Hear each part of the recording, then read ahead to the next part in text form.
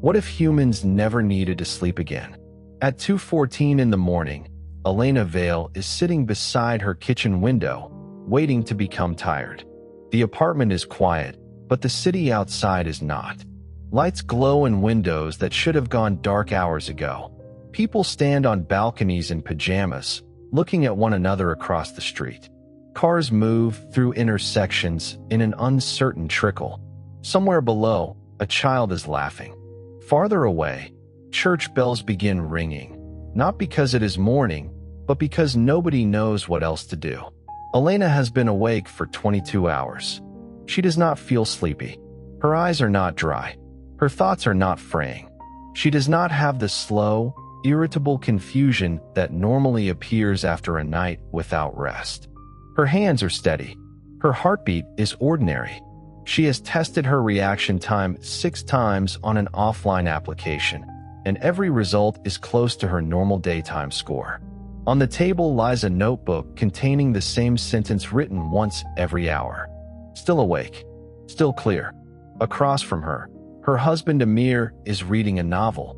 He has reached the middle without losing his place. Their 14-year-old daughter, Nora, is drawing on the floor. Their 5-year-old son, Milo, has built a city from pillows and dining chairs. Usually, he would have fallen asleep before 9. Tonight, he has shown no sign of slowing down. Elena's mother, Ruth, is sitting in the soft chair near the bookshelf. She keeps closing her eyes, not because she needs to, but because she is trying to remember how falling asleep begins. Nobody in the room understands what has happened. Nobody on earth does. The change began after sunrise the previous day. People who had slept normally woke at their usual times. People working overnight shifts reached the end of those shifts without fatigue. Patients under observation in sleep laboratories stopped accumulating sleep pressure. Infants remained alert long after their usual naps. Airline crews reported no drowsiness. Drivers who had been fighting heavy eyelids suddenly felt clear. At first, the reports sounded like coincidence, exaggeration, or a new stimulant spreading through food and water. By evening, every country was reporting the same thing. Human beings were no longer becoming sleepy. The first 24 hours of this new world are filled with fear because everyone knows what ordinary sleeplessness does. Even modest sleep loss can impair judgment, attention, memory, reaction time, emotional control, metabolism, and immune function. Extended deprivation can produce confusion, involuntary microsleeps, hallucinations, and dangerous physiological stress. A person cannot simply remain awake forever because they have decided that sleep is inefficient. Human biology does not accept the argument. So before we continue, tonight's thought experiment needs one careful rule. This is not a world in which humanity suffers permanent insomnia. It is not a world where the brain is denied sleep while every sleep-dependent process slowly fails. That world would not provide humanity with an extra third of life. It would produce a medical disaster. In our imagined world, the need for sleep itself has disappeared safely. Whatever essential work once required sleep now occurs during wakefulness. Memory is consolidated. Tissue is repaired. Immune systems remain regulated. Hormones needed for growth are released. The brain continues maintaining its chemical environment. Emotional experiences can be integrated without requiring hours of unconsciousness. People are not merely able to resist sleep. They genuinely do not need it. Natural sleep pressure is gone. A person may lie down, close their eyes, and rest, but the mind no longer crosses automatically into the familiar cycles of non-REM and REM sleep. Anesthesia can still produce unconsciousness, and injuries or illnesses can still cause a loss of consciousness, but ordinary healthy sleep no longer arrives. Circadian rhythms do not vanish completely. Human cells still keep time. Body temperature, digestion, hormones, alertness, and many other processes still vary across roughly 24 hours. Light and darkness still influence the brain. A person may feel calmer at night or more energetic after sunrise. What disappears is the biological command to lose consciousness for 7, 8, or 9 hours. This distinction will shape everything. Sleep and the circadian clock are connected, but they are not identical. Removing sleep does not automatically erase sunrise, metabolism, seasons, or the internal timing present in nearly every tissue of the body. Humanity gains continuous consciousness without becoming a machine operating at one unchanging level forever. At 2:14, Elena knows none of the mechanism. She is a neuroscientist who has spent much of her career studying memory and sleep. That knowledge makes the night more frightening, not less. She knows that healthy adult sleep normally moves through repeating stages. She knows that deep non-REM sleep and REM sleep are associated with different patterns of brain activity.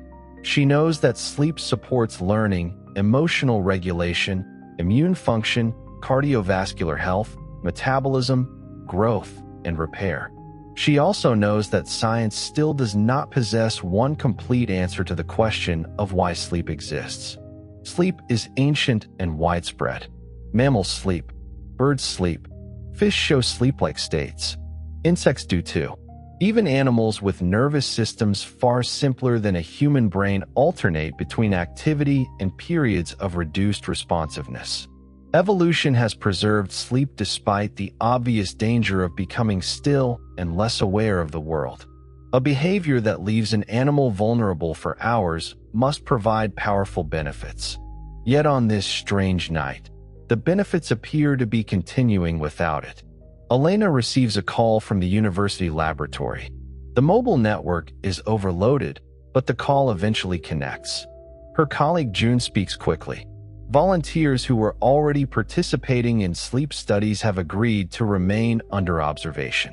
Their electroencephalograms show ordinary waking activity. Their attention remains stable. Blood tests do not show the hormonal pattern expected after a lost night. The concentration of adenosine, one of the signals associated with sleep pressure, is not rising normally. The brains are awake. The bodies are not protesting. June asks Elena to come in. She looks at her family. Amir tells her to go. Milo asks whether bedtime has been canceled forever. Nora says that nobody should celebrate until they know whether their brains are quietly being damaged. Ruth says nothing. Elena takes her coat and leaves the apartment at 3 in the morning. The street feels like the beginning of a festival organized by frightened people. Cafes have reopened. Grocery shops are turning their lights back on. Neighbors who have never spoken are standing together on sidewalks. Some are laughing with the exhilaration of children allowed to stay awake beyond midnight. Others are calling hospitals and asking when the sickness will begin. A mattress store has illuminated its entire showroom. Rows of empty beds glow behind glass. The buses are crowded because the normal nighttime schedule cannot carry everyone who has decided to go somewhere. Taxi drivers are working, though some have already been on duty far too long. They are not sleepy, but that does not mean they are safe. Attention can be exhausted by monotony and stress even when sleep pressure is absent. Muscles can become sore. Judgment can be distorted by anger, fear, or overconfidence. The first mistake of the sleepless world appears almost immediately. People confuse not needing sleep with not needing limits. At the university hospital, emergency rooms are full of healthy citizens asking to be examined. Doctors repeat the same questions. When did you last sleep? Do you feel tired? Are you using stimulants? Do you have a headache? Can you remember these 5 words? Many medical staff have remained at work after their scheduled shifts because they feel capable. Administrators order them home anyway. A surgeon who has been awake for 28 hours may no longer be biologically sleep-deprived, but she has still made thousands of decisions, stood for hours, and absorbed emotional strain. The hospital does not yet know how long a safe shift should be in a world without sleep. Nobody does. Elena enters a laboratory designed to measure people moving toward unconsciousness. Tonight, nobody does. The rooms contain beds, electrodes, cameras, breathing sensors, and clocks. Volunteers lie beneath blankets with their eyes closed. After 20 minutes, they open them again. Nothing happened. One man says he became bored. A woman says she felt relaxed but remained aware of every sound. Another volunteer tried counting backward and reached 0 without losing the thread. The equipment records no ordinary sleep. June shows Elena a set of scans and biochemical measurements. Some patterns that usually concentrate during sleep now appear in brief pulses during wakefulness. Networks involved in memory become less responsive for seconds at a time, while other networks continue working. Cerebrospinal fluid movement and vascular rhythms show changes, but not in the familiar nightly arrangement. Elena compares it to a city that once closed every road for maintenance and has suddenly learned to repair one lane at a time while traffic continues. The analogy is imperfect. It is the beginning of an answer. The human brain may be distributing maintenance across waking life. Small groups of neurons enter local low-activity states while the person remains conscious. Memory processing may happen in rotating cycles. Repair, clearance, and immune regulation may be spread across the day instead of concentrated during sleep. These mechanisms are inventions of our thought experiment, not abilities current humans possess. In the real world, some local sleep-like activity can appear in tired brains, but it is associated with impaired performance, not endless healthy wakefulness. Rare natural short sleepers may function well with fewer hours, yet they still sleep. No known gene removes the need entirely. Our imagined transformation is therefore enormous. It has rewritten one of the oldest biological rhythms on Earth. At sunrise, Elena walks to the hospital roof. The city below has not slept. Thousands of people are watching the light change. Traffic is heavier than on an ordinary morning. Music rises from a square. Rooftops are crowded. A television helicopter circles above the river. For the first time in human history, almost every conscious adult has personally witnessed the entire night. Milo calls through Amir's phone. He wants to know whether he still has to go to school. Elena looks at the sunrise and says yes. The answer is automatic. By afternoon, the school system will discover that nothing else is. School opens late because nobody agrees on when the day began. Teachers arrive at different hours. Some have been awake since the previous morning. Others tried to preserve their usual routines by lying in bed through the night, then discovered that 8 hours of conscious stillness can feel longer than a working day. Children enter classrooms excited, restless, and unusually proud of having remained awake. Milo brings his pillow city and photographs. Nora brings questions. If nobody sleeps, does yesterday still end? If the brain is maintaining itself while awake, can a person study continuously? Will people live longer or only experience more hours inside the same lifespan? Can someone still dream? Her teacher has no answers.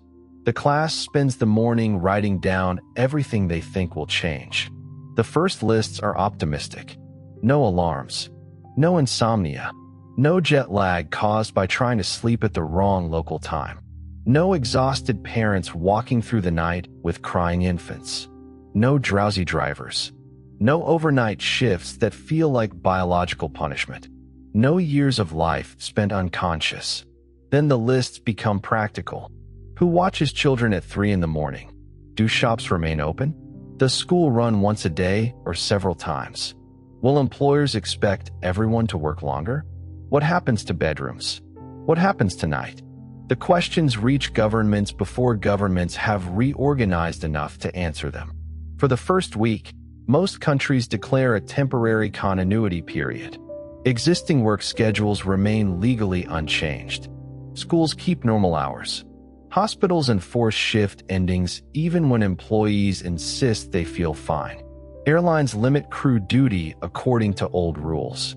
Transport agencies add services during the night, but not enough to meet demand. Officials understand that the greatest early danger is not physical collapse. It is enthusiasm.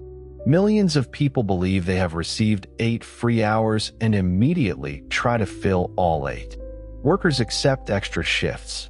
Students begin additional courses. Families plan projects.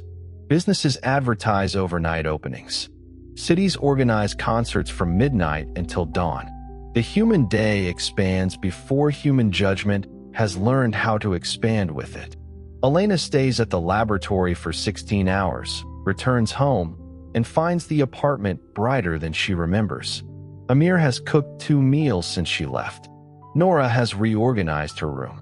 Milo has watched the sunrise in the afternoon and still wants to play. Ruth is sitting at the kitchen table with a cup of tea. She looks tired in the ordinary sense of emotional strain, but not sleepy. Her shoulders are tense. Her attention wanders. She says that the hours feel crowded because there is no promise of disappearing from them. Elena understands. Sleep did more than repair the body. It divided consciousness into manageable pieces. A difficult day ended because awareness ended. Grief loosened its grip for several hours. Arguments paused. Work stopped. A person could say, tomorrow, and mean that a biological boundary would arrive first. Without sleep, one day flows directly into the next. Midnight changes a number on a clock. Nothing inside the mind closes automatically. That evening, the family keeps its old bedtime. At 9, Milo brushes his teeth. Amir reads a story. They dim the lights and lie together on the large bed. Milo listens quietly, then waits. After 30 minutes, he asks what comes next. Normally, sleep would have answered. The family invents a new ending. They remain in the dark for 1 hour without screens, schoolwork, chores, or plans. Milo can listen to music or draw. Nora can read. Amir and Elena can talk softly. Nobody must perform usefulness. They call it quiet time because they do not yet know what else to call it. Across the world, families are inventing similar rituals. Some preserve bedrooms exactly as they were.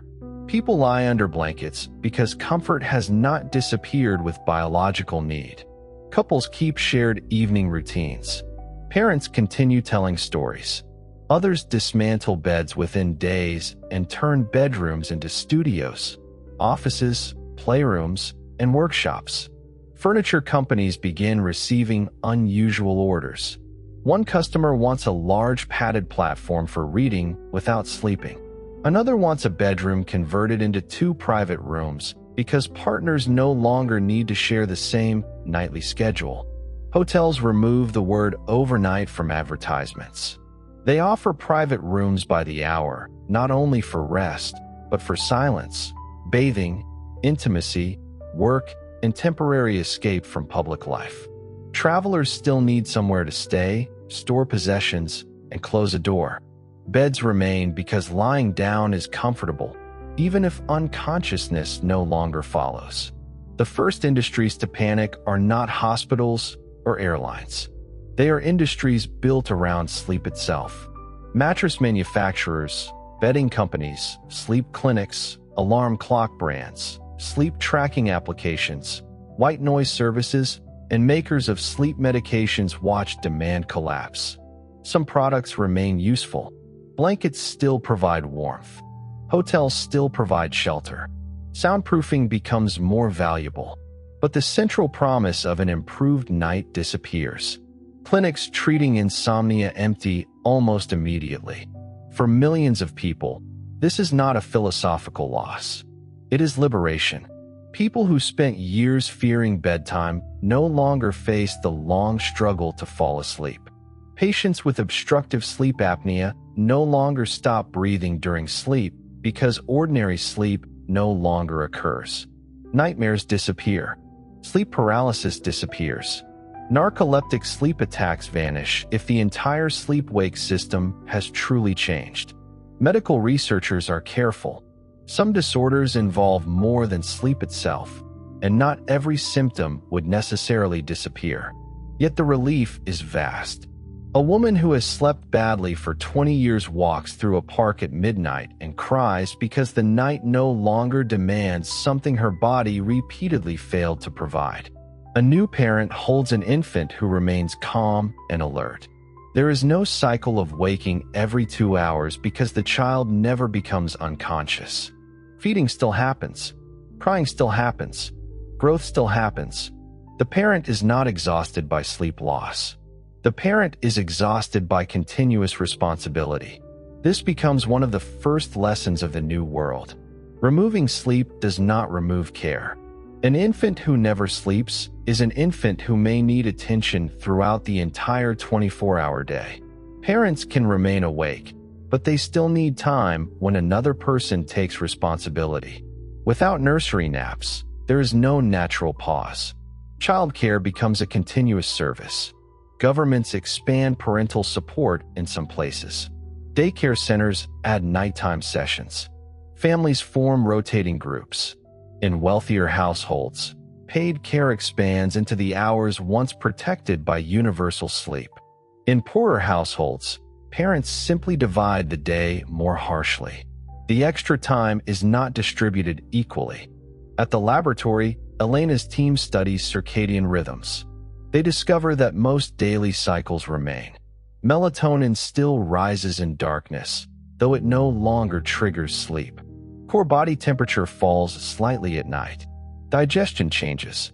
The liver, immune system, heart, and brain continue following internal schedules. People are awake at all hours, but their bodies are not identical at all hours. A person can hold a conversation at 4 in the morning without drowsiness, yet glucose may be handled differently. Athletic performance may vary. Mood may shift. Some individuals remain naturally more active near dawn, others late in the evening. Chronotypes survive without sleep.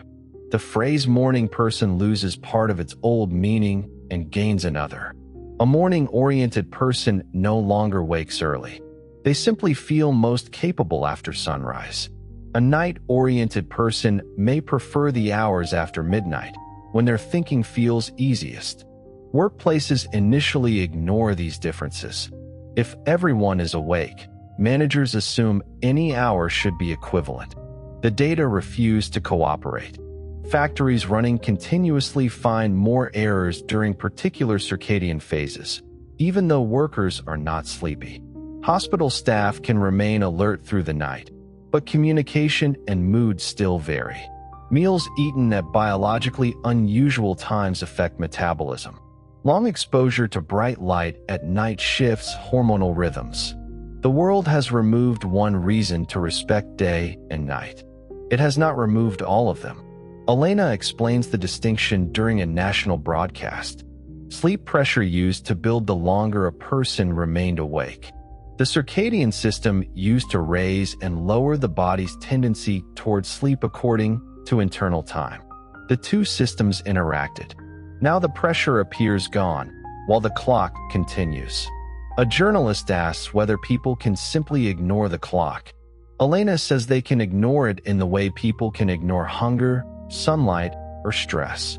For a while, the answer becomes less popular than the promise of limitless time. During the first week, electricity demand rises sharply after sunset. Homes remain lit. Offices reopen. Transport runs longer. Entertainment districts fill. Cities that once became quiet after midnight now carry daytime levels of sound. Nighttime energy use had never disappeared completely. Hospitals, factories, data centers, ports, security systems, and homes already consume power. The change is scale.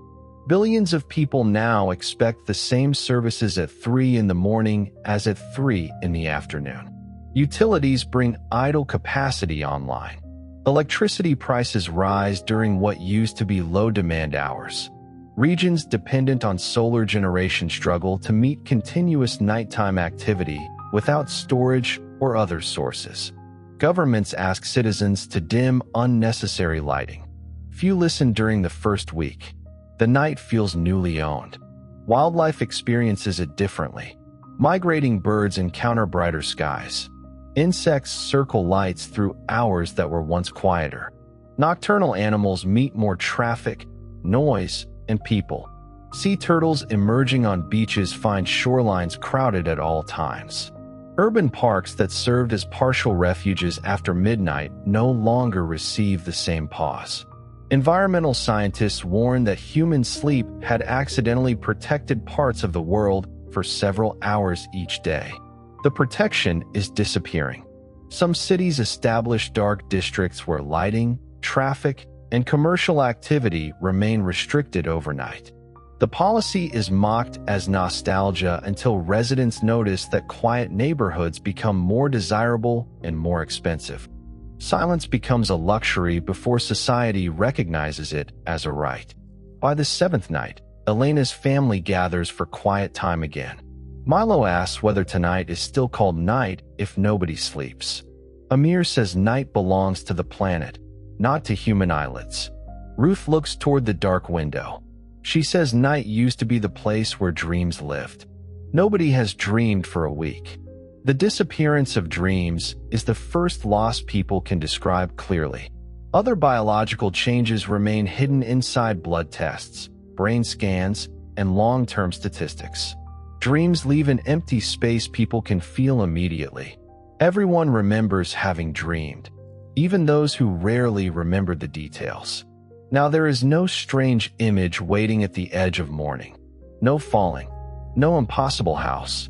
No conversation with someone who died years ago. At first, many people are relieved. Nightmares have ended. Children no longer wake frightened. Trauma no longer returns in sleep as an uncontrolled scene. People who feared recurring dreams discover that the repetition has stopped. Then the absence becomes cultural.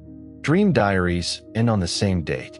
Religious communities debate whether a channel of revelation has closed. Artists search old notebooks for images they once dismissed. Psychologists lose a form of personal material that was never scientifically simple, but often emotionally meaningful. Ruth feels the loss most deeply. Her husband, David, died 6 years earlier. In waking life, she remembers him accurately. The shape of his hands, the cough he tried to hide, the habit of leaving books open face down despite her complaints. In dreams, he returned unpredictably, sometimes young, sometimes ill, sometimes standing in a room that had never existed. The dreams were not messages from another world, at least not in any way Elena could test. They still allowed Ruth to hear his voice without choosing the memory deliberately. Now she knows she will never dream of him again. She says this during quiet time on the 9th night. Nora asks whether a person could recreate a dream through virtual reality. Ruth says a reconstruction would begin with a plan, and dreams never asked permission. The distinction stays with Elena. Scientific teams begin testing whether dream-like experience can be induced without sleep. Guided imagery, meditation, sensory deprivation, hypnosis, immersive simulation, and carefully controlled brain stimulation all produce unusual mental states. Some are vivid. Some are emotionally powerful. None is exactly a dream. A dream is not only an image. It is an image experienced while the ordinary rules of reality, identity, time, and intention are loosened. The dreamer rarely decides what comes next. The mind creates and witnesses at once. A cultural movement forms around preserving this lost state. Museums collect recorded dreams from before the change. People donate diaries, voice notes, drawings, and descriptions. An international archive stores millions of fragments. A staircase descending into an ocean. A dead parent cooking breakfast. A city made from glass. A dog speaking in a familiar voice. A room that becomes a childhood garden when the door opens. The archive is scientifically unreliable as a map of the unconscious, but culturally priceless as a record of a human experience that ended in one morning. Nora volunteers to help classify entries. She discovers that the same themes repeat across countries and languages. Being chased, arriving unprepared, losing teeth, flying, falling, returning to school, meeting the dead. She begins drawing other people's dreams. Her first public exhibition is held 3 months later in a former mattress showroom. The beds remain in rows. Above each one, a projected image shifts slowly according to a donated dream. Visitors lie down while fully awake and listen to voices describing worlds that no living person can enter naturally anymore. Ruth walks through the exhibition twice. At the final bed, she finds Nora's drawing of David standing in an invented kitchen. It is not Ruth's dream. It is not David. She sits beside it for a long time anyway. The scientific question beneath the cultural loss is more difficult. If our EM sleep and non-REM sleep have vanished, how are memory and emotion being processed? Elena's laboratory begins following thousands of volunteers. Participants learn languages, motor skills, mathematical methods, faces, stories, and routes through simulated cities. In ordinary humans, sleep helps stabilize and reorganize new memories. Different forms of learning interact with different sleep stages, and the exact mechanisms remain an active area of research. In the new world, learning remains possible. At first, it appears faster because nobody must pause for the night. A student can study for 20 hours and still feel alert. But continuous exposure is not the same as continuous improvement. Performance reaches plateaus. A pianist practices one passage for 6 hours without becoming sleepy, yet errors stop decreasing. A language learner reads through the night, but begins confusing similar words. A surgeon rehearses a new procedure repeatedly and discovers that more repetition adds little. Then, after an hour spent walking quietly without practicing, performance improves. The brain still needs intervals. Elena's scans reveal rotating periods of reduced external processing. A person remains conscious, but networks involved in recent learning replay patterns while attention shifts elsewhere. The process is less dramatic than a dream and more structured than ordinary mind wandering. People begin calling these intervals drift. Drift is not sleep. A person can answer a question, move through a room, and remain aware. Yet the mind becomes less suited to demanding new information while internal processing occurs. Attempting intense work through drift produces slower learning and irritability. The extra 8 hours are real. They are not all equally usable. Schools adapt first. Long, uninterrupted lessons fail. Students need cycles of concentration, movement, unstructured thought, social activity, and quiet. The most effective schedules resemble expanded versions of a good waking day rather than a continuous classroom. Education moves into several sessions. Young children attend shorter blocks spread across 24 hours according to family schedules. Teenagers choose early, middle, or late cycles. Universities run laboratories continuously, but researchers rotate tasks rather than expecting one mind to sustain identical focus forever. The absence of sleep gives students more opportunities to return to material. That helps. Spaced learning remains powerful even when the spacing no longer includes unconsciousness. A student studies, steps away, allows drift and ordinary life to intervene, then returns. Memory strengthens through repetition separated by time. Nora discovers she can practice drawing at midnight, study mathematics before dawn, attend school in the afternoon, and still have hours left. For several weeks, she treats every hour as available. She fills a wall with schedules: language course, guitar, biology, volunteer work, exercise, dream archive, friends, additional reading. She is not sleepy, but she becomes resentful of every activity because each one competes with 15 others. Amir removes the schedule from the wall after she begins crying over a missed guitar session. More time has not removed choice. It has multiplied it. The family creates a rule. Every person must leave several hours unassigned each day. Nora calls the rule wasteful. A month later, she defends it to her friends. psychologists begin reporting a new form of anxiety. People feel guilty whenever they are not using the hours once occupied by sleep. Advertisements promise a second career, a second degree, a second body, a second life. You have been given 20 extra years, one campaign says. What will you do with them? The question sounds inspiring until it becomes an accusation. People compare expanded lives. One person learns 3 languages. Another launches a business. Another trains for a marathon. Someone else spends 6 hours sitting with an elderly parent and wonders whether that counts as achievement. Social media fills with 24-hour productivity routines. The most popular creators divide every day into precise blocks. They claim that lack of sleep has exposed laziness as a choice. Their videos rarely show childcare, disability, illness, household labor, or the emotional cost of being permanently available. The first public backlash begins under a simple phrase. Awake is not the same as free. Amir sees the phrase on a poster outside a distribution center. He works as a labor attorney. Before the change, many of his cases involved overtime, scheduling, unsafe staffing, and employers who treated recovery as a private inconvenience. The disappearance of sleep has given those employers a new argument. If workers do not need sleep, why should a shift end after 8 hours? The legal answer is that human beings have needs beyond unconsciousness. The economic answer is less settled. During the first month, companies experiment aggressively.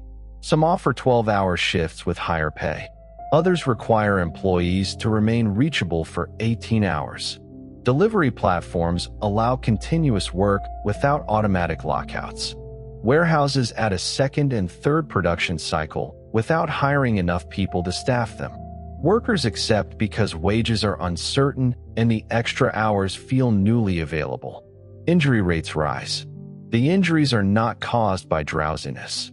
They come from repetition, muscle strain, monotony, stress, and degraded judgment after too long inside one task. A person can remain awake while attention narrows. A person can remain physically capable while patience collapses. One case reaches Amir after a warehouse worker named Tomas Ibarra operates a loading system for 14 consecutive hours. Tomas is not sleepy. He sees a warning light and understands it. He postpones stopping the line because supervisors have praised uninterrupted output all week. A jammed container shifts. Another worker is injured. The company argues that old hour limits were designed around sleep need and are now obsolete. Amir argues that the limits also protected bodies, judgment, family life, and the human right not to sell every conscious hour. The court issues a temporary restriction while lawmakers debate new standards. The case becomes national news. For the first time, the sleepless world asks a political question larger than productivity. Who owns the hours sleep used to occupy? Employers believe the hours are available for purchase. Governments see potential tax revenue and economic growth. Families need care. Schools want learning time. Industries want customers. Individuals want private life. No one can claim the hours are empty. By the end of the first month, Elena's family has settled into a rhythm that would once have looked chaotic. They share breakfast after sunset because it is the only time all 5 are home. Milo attends an early morning children's program. Nora prefers afternoon school. Amir works traditional daytime hours and handles legal calls during 2 planned evening windows. Elena spends parts of the night in the laboratory but keeps quiet time sacred. Ruth joins a community group called the Last Dreamers. The name sounds dramatic. The meetings are gentle. People sit together and describe the final dreams they remember. Ruth cannot remember hers. That troubles her more than she expected. Elena tells her that forgetting the last dream may itself be an honest ending. Most human dreams disappeared that way throughout history, experienced once and lost before breakfast.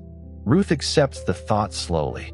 Outside, the city remains bright all night. Inside, the family turns the lights down. Nobody sleeps. For 1 hour, Nobody is required to continue.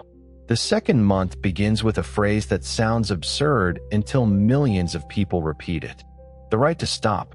Labor unions use it first. Then teachers, doctors, caregivers, artists, and parents adopt it. The phrase appears on signs, radio programs, court filings, and the walls of 24-hour factories. Before the change, sleep created a natural argument for stopping work. A person had to go home. The body would eventually force the issue. Even the most demanding employer understood that unconsciousness would arrive whether a deadline approved or not. Now the biological argument is gone. The social argument must become stronger. Amir joins a commission drafting new working time laws. Its members include economists, physicians, disability advocates, business leaders, union representatives, and people who believe regulation will waste the greatest expansion of human capacity in history. The commission agrees on almost nothing at first. Employers present models showing higher output if facilities operate continuously. They point out that machines, roads, ports, hospitals, and offices are expensive assets. If humans can staff them without sleep, production can expand without constructing twice as many buildings. Unions show data from the first month. Injuries rise when shifts lengthen. Family relationships suffer. Workers report emotional exhaustion despite perfect alertness. Some people hold 2 full-time jobs because the hours appear possible, then discover that consciousness without sleep is not consciousness without stress. Doctors explain that muscles still need recovery from repetitive strain. Eyes still need variation and focus. Hormonal and metabolic rhythms still exist. A person can remain awake while becoming physically depleted by one kind of labor. Psychologists explain that attention is not a tank filled by sleep alone. Motivation, novelty, autonomy, and meaning affect it. Continuous availability can create burnout even when the brain never becomes sleepy. Business representatives respond that employees should be free to choose longer hours. A caregiver asks whether a choice made under rent pressure is entirely free. The commission eventually proposes a new framework. No individual may be required to work more than 8 hours in any rolling 24-hour period without a special agreement. Extended shifts require additional pay, mandatory task changes, physical breaks, and independent safety monitoring. Every worker receives protected unreachable time during which no response can be expected.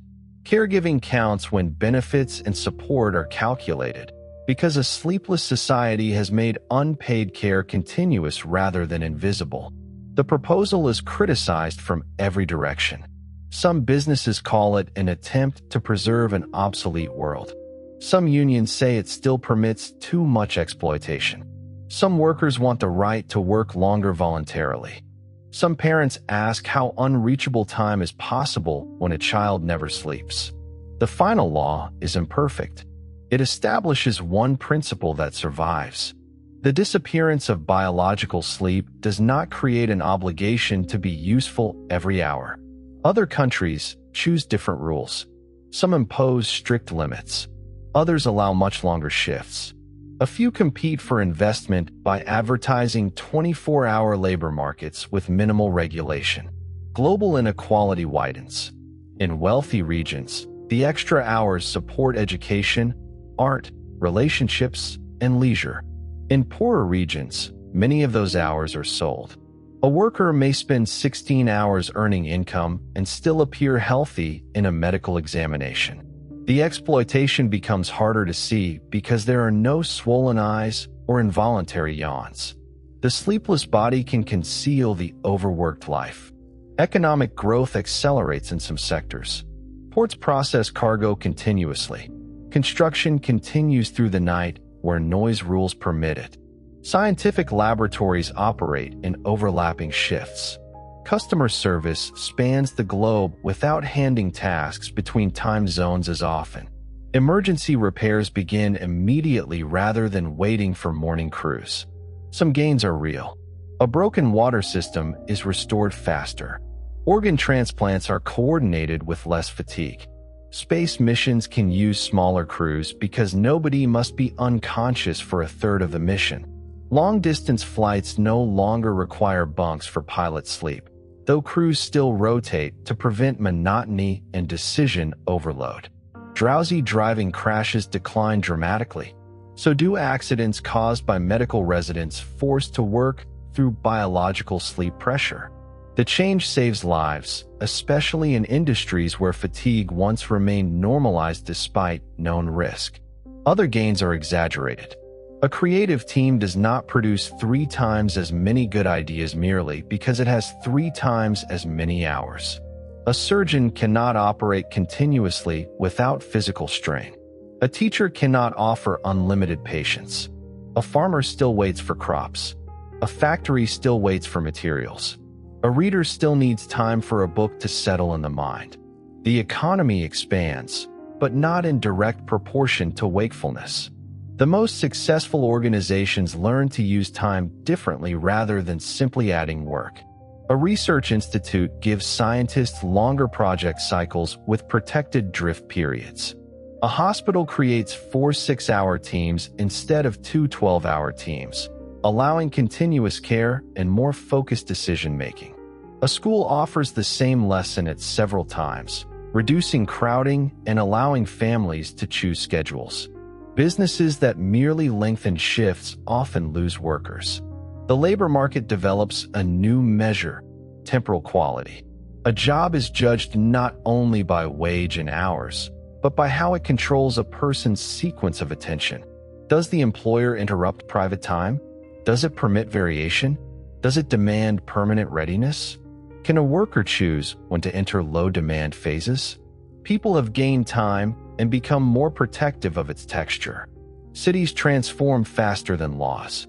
Rush hour weakens because work begins at many different times. Public transport becomes continuous. Restaurants, libraries, gyms, clinics, and schools operate in rotating sessions. Streets that once emptied after midnight remain active. At first, this feels safer. There are more witnesses. People walking alone do not cross deserted stations. Shops remain open.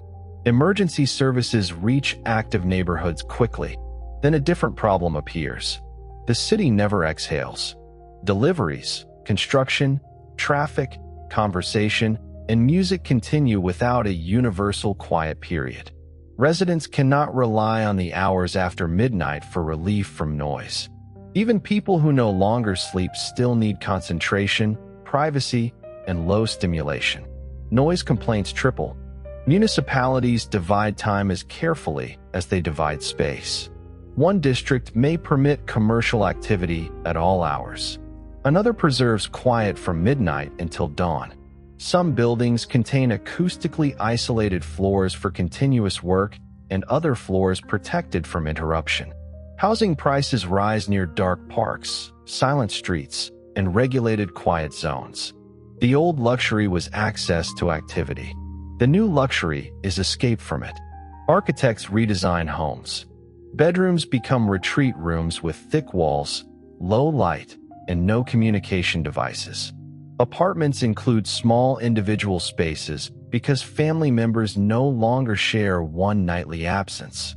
Couples can remain conscious on entirely different schedules and need places to be alone without leaving home. Beds do not disappear. They become furniture for stillness, intimacy, reading, illness, and voluntary withdrawal. Some people spend hours lying down because joints and muscles still benefit from changing posture. Others abandon beds and prefer reclining chairs or padded floors. The phrase "going to bed" survives long after sleep is gone. It means leaving public life. Hotels become time shelters. Travelers rent rooms for showers, privacy, focused work, or quiet. Airports create enclosed drift lounges. Hospitals preserve dim rooms for patients overwhelmed by pain or stimulation. Libraries add silent cells where a person can spend an hour without being observed. Privacy gains physical importance because unconsciousness no longer guarantees it. Before the change, most people vanished from social demands at night. A message sent at 2 in the morning carried an assumption that the recipient might not see it. Now every message could be seen immediately. Technology companies advertise instant availability. Users revolt. Phones and communication platforms add protected absence modes. A person can become unreachable for chosen periods, and senders are told that the silence is intentional. Emergency contacts require special authorization. The right to stop becomes the right not to respond. Amir's commission proposes legal protection for it. An employer cannot punish someone for ignoring messages outside agreed windows. Schools cannot require students to answer continuously. Government services must offer urgent channels without making all communication urgent. The law is difficult to enforce. Culture changes more slowly than software. Some managers praise employees who reply at any hour. Friends become offended when messages remain unanswered despite knowing the recipient is awake. Families interpret absence as rejection. Nora learns to say, "I am unavailable," without offering a biological excuse. At first, the sentence feels rude. Eventually, it feels adult. The sleepless world also changes crime and policing. Many crimes that depended on empty streets become harder. More businesses remain staffed. Neighborhoods have people awake at every hour. Emergency calls receive faster responses. Other crimes adapt. Continuous commerce creates more opportunities. Workers carrying cash or goods move throughout the night. Stalking becomes harder to escape when a person is expected to remain digitally visible. Surveillance expands because cities operate continuously. Governments argue that permanent activity requires permanent monitoring. Civil liberties groups answer that the absence of sleep should not mean the absence of unobserved life. This argument reaches Elena personally when the university installs cameras in laboratory quiet rooms. Administrators say the rooms are part of a 24-hour workplace and must be monitored for safety. Researchers stop using them. A room designed for mental rest cannot provide rest if every movement becomes data. The cameras are removed after a protest. Nightlife grows into all-hour life. Concerts begin at dawn. Films premiere at 4 in the morning. Sporting events are scheduled according to global audiences. Restaurants specialize in circadian phases, offering lighter meals during biological night and larger meals when metabolism is more prepared. Food science becomes important because people can eat at any hour but should not necessarily eat the same way at every hour. The first sleepless year produces weight gain in some populations, not because sleep loss has disrupted appetite in the old way, but because eating opportunities have multiplied. Kitchens never close. Social meals occur several times across different groups. Health agencies recommend structured eating windows. The advice is unpopular until metabolic data become clear. A body without sleep still needs rhythm. The planet does too. Light pollution becomes one of the largest environmental consequences. Cities brighten parks, roads, beaches, and commercial districts for continuous human use. Nocturnal insects change behavior. Birds alter migration. Predators and prey lose patterns shaped around human absence. Coastal communities discover that beaches used by nesting turtles cannot remain entertainment zones all night. Forest reserves close during certain hours, not for human safety, but to return darkness to other species. A global dark sky movement expands from astronomy into ecology. Its slogan is simple: night is habitat. The movement wins protections in some regions. Lighting becomes warmer, lower, and more directional. Commercial areas dim during rotating intervals even while remaining open. Wildlife corridors include periods of darkness as well as physical space. Humanity has gained the night. It begins learning that ownership was the wrong idea. 3 months after the change, Elena walks home at 4 in the morning. The city is active, but her street is inside a quiet zone. Lights point downward. Shops use dark signs. Cars move slowly. Above the buildings, she can see more stars than she could during the first week. At home, Amir is awake and reading. Nora is at a late art class. Milo is with Ruth, planting seeds on the balcony because he wants to see whether plants know it is night. They do. The leaves have changed position according to their own clocks. Milo touches one gently and asks why the plant still follows time when nobody sleeps. Elena tells him that sleep was never the only rhythm in the world. It was only the human rhythm they noticed most. The first sleepless generation is not born all at once. Babies already developing before the change complete their growth under the new biology. Infants born afterward never enter natural sleep. Their brains still mature. Their bodies still release growth-related hormones. Memory and sensory processing continue through waking cycles that researchers are only beginning to understand. The result is medically reassuring and socially overwhelming. A newborn remains conscious almost continuously. Conscious does not mean cheerful. Babies still cry, feed, startle, become overstimulated, and need physical comfort. They still cannot regulate emotion or attention like adults. They simply do not cross into the long periods of unconsciousness that once divided care. Parents no longer wake every 2 hours. They never receive the 2 hours.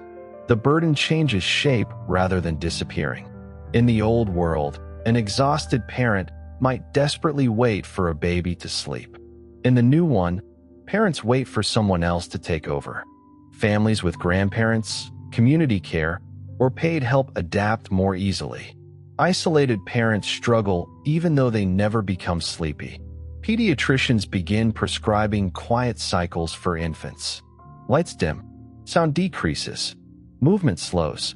Caregivers hold or rock the child without trying to produce unconsciousness. During these periods, brain measurements show stronger internal processing and reduced response to new stimuli. The baby remains awake. The baby is not fully available to the world. This distinction becomes central to childhood. Milo's school originally tries to use the extra time for education. Administrators imagine children learning languages, music, science, and physical skills across multiple sessions. Parents demand expanded programs because childcare is needed at all hours. Within months, teachers report a problem. Children can remain alert indefinitely, but they cannot remain socially open indefinitely.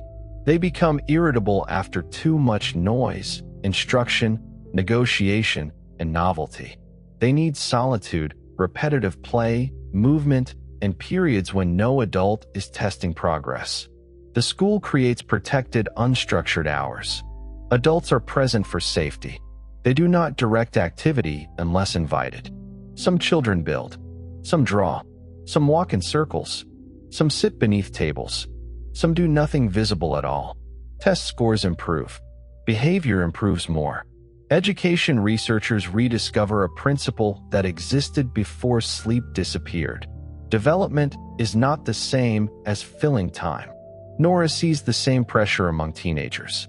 Many students use extra hours to accelerate school, complete university courses early, and build public portfolios before adulthood. Competitive families treat continuous wakefulness as a race. At 16, some students possess qualifications that once required years longer. They are knowledgeable and uncertain about who they are. Adolescence has gained hours without losing confusion. Nora's friend Imani completes 2 years of advanced science courses in 1 year, then stops attending. She is not exhausted in the biological sense. She says every hour has become evidence of whether she is wasting her future. The school counselor diagnoses no sleep disorder and no simple medical problem. Imani needs relief from optimization. Her recovery begins with activities that produce nothing measurable. She repairs old bicycles. She watches trains. She helps Milo's class maintain a garden. None of these appears on her academic record. Her confidence returns slowly. The culture begins distinguishing recovery from sleep more clearly. Rest is no longer defined by unconsciousness. It can mean low demand, privacy, physical stillness, play, meditation, conversation, nature, or an activity different from one's labor.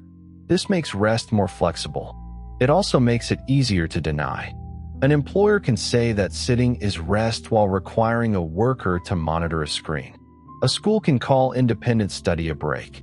A parent can remain responsible for a child while everyone insists they are not working. The invisible work once hidden by sleep becomes visible and politically contested. Caregivers demand guaranteed transfer periods when another adult assumes responsibility. Couples write schedules not because either person must sleep, but because both need time without being needed. Elena and Amir learned this through conflict.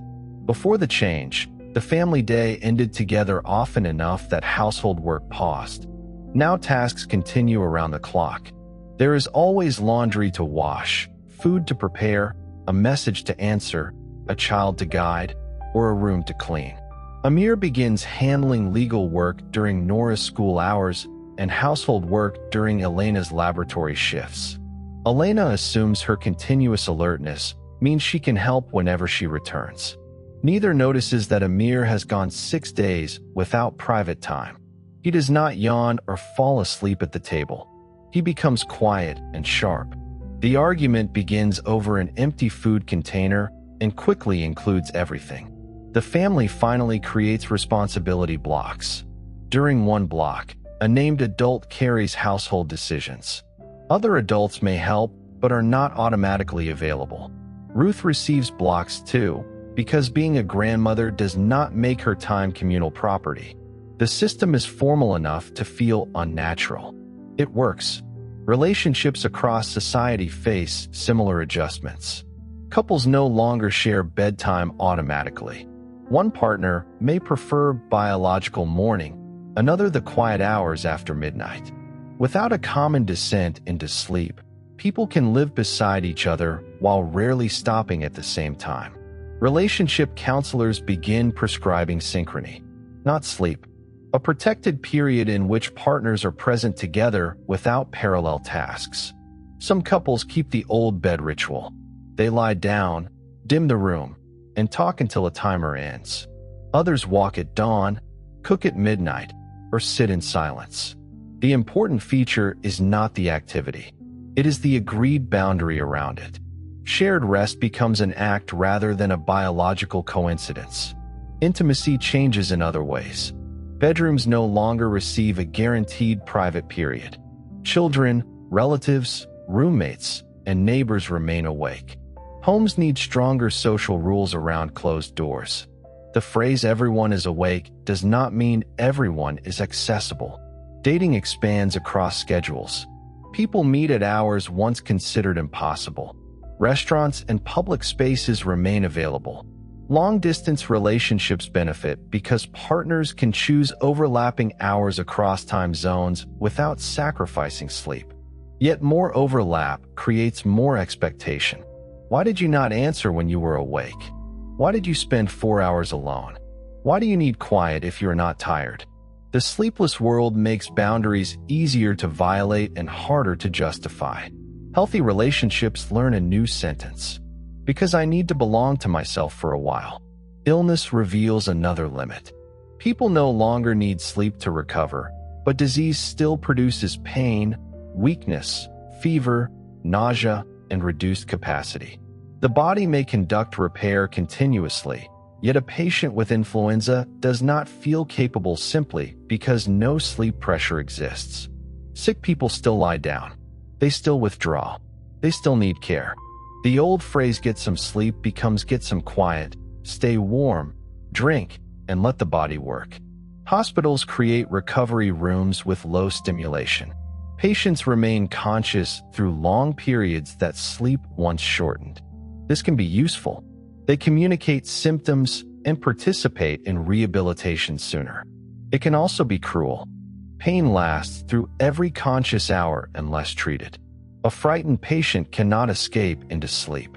A person waiting for surgery experiences the entire night before it. Medicine develops stronger emphasis on comfort, sedation when appropriate, guided dissociation, and psychological support. Unconsciousness becomes a medical intervention rather than a daily event. Some patients request temporary induced sleep-like states during severe illness or grief. Ordinary sedatives do not recreate natural sleep perfectly, and clinicians debate the risks. New therapies attempt to produce controlled cycles resembling former non-REM and REM patterns. The goal is not biological maintenance. It is mercy. Elena finds this ethically difficult. If humans no longer need sleep, should medicine recreate it because consciousness can become burdensome? Ruth answers before the research committee does. A person should not be forced to remain present for every moment merely because the body can survive it. The statement influences new medical guidelines. Temporary unconsciousness may be offered for severe suffering under strict consent and monitoring. It cannot become a way to manage inconvenient patients, overworked employees, prisoners, or children. The concern is not imaginary. A detention facility proposes using scheduled sedation to reduce staffing demands. Human rights groups intervene. The proposal is banned. Unconsciousness has become optional, which makes control over it more politically dangerous. The right to remain awake joins the right to stop. The law must protect both. Aging changes more slowly. The end of sleep does not automatically extend biological lifespan. People experience more conscious hours within each year, but cells still age. DNA accumulates damage. Blood vessels change. Cancer risk, infection, and chronic disease remain.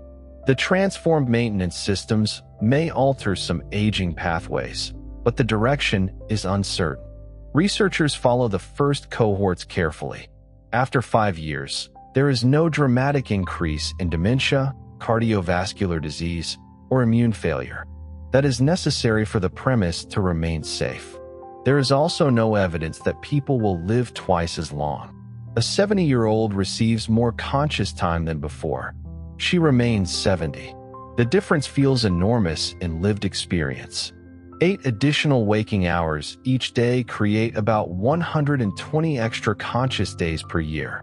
Across decades, a person may experience the equivalent of many additional waking years. But the calendar still moves. Ruth says she does not feel that life has become longer. She feels that it has become denser. There are fewer disappearances between memories. Events accumulate without nightly gaps. A week can feel like 2 weeks because consciousness never breaks. People begin taking retreats in which schedules, screens, and clocks are removed.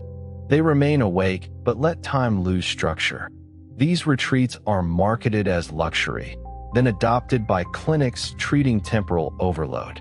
Ruth refuses to attend one. She says she has spent enough of life being told how to rest. Instead, she keeps one chair by the window. For 2 hours each night, she sits there without a book or device. Sometimes Elena joins her. They rarely speak. The practice does not produce a dream.